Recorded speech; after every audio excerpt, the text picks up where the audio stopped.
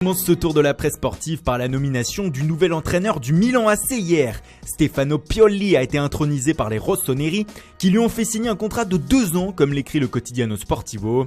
L'ancien coach de l'Inter et de la Fiorentina aura la lourde tâche de relever le club lombard, bien mal embarqué en championnat cette saison.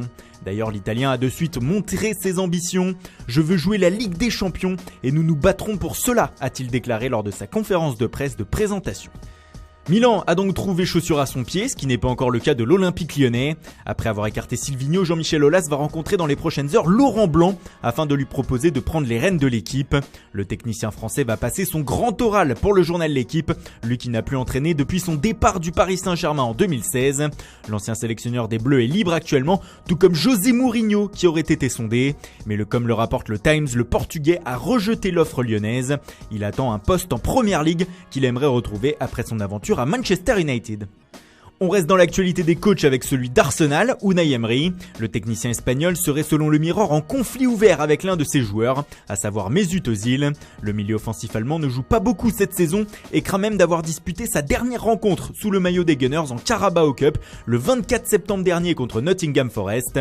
Emery ne le prend même plus dans le groupe depuis 2 matchs et justifie ce choix par le fait qu'Özil mérite moins que certains jeunes du groupe. Ce dernier pourrait donc partir en janvier et Arsenal va même l'aider. Le club londonien pourrait le prêter et payer une grosse partie de son important salaire, estimé à 389 000 € par semaine. Autre coach à la une outre-Manche, Pep Guardiola. Mais à l'inverse d'Emery, l'entraîneur de Manchester City se retrouve en couverture du Sun pour ses bonnes relations avec son jeune joueur Phil Foden. Ses très bonnes relations même. Selon le tabloïd, l'Espagnol aurait indiqué à sa direction que le milieu de terrain anglais était intransférable. Il s'agirait même du seul joueur que les Citizens ne pourraient pas vendre, même pour 500 millions d'euros, aurait-il dit. L'idée de Guardiola est simple, faire de Foden le successeur naturel de David Silva dans son 11 lorsque celui-ci aura décidé de quitter le club. Foden devrait donc rester en Première Ligue un bout de temps, ce qui ne semble pas être le cas de Christian Eriksen. Le Danois se retrouve de nouveau en une de As ce matin, et ceci parce que le Real Madrid serait prêt à l'acheter dès cet hiver.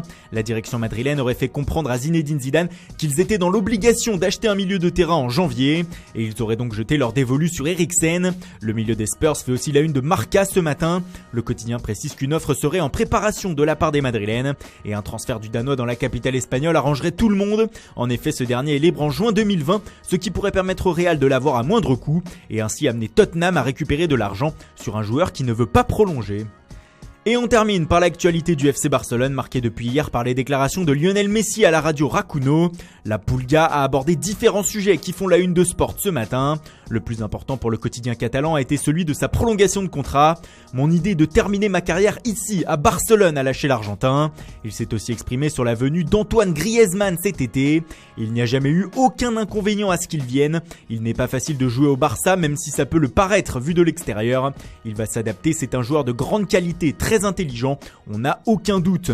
Mais une autre phrase a retenu l'attention en Espagne et plus particulièrement de Marca. C'est celle où Messi explique qu'il aurait pu quitter le Barça en 2013 suite à ses problèmes avec le fisc espagnol.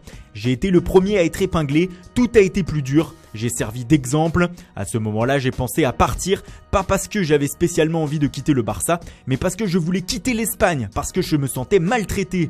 Finalement, il est resté et il sera encore là lors du prochain Classico contre le Real le 26 octobre prochain, ce qui ne sera pas le cas de Ousmane Dembélé comme l'écrit Mundo Deportivo.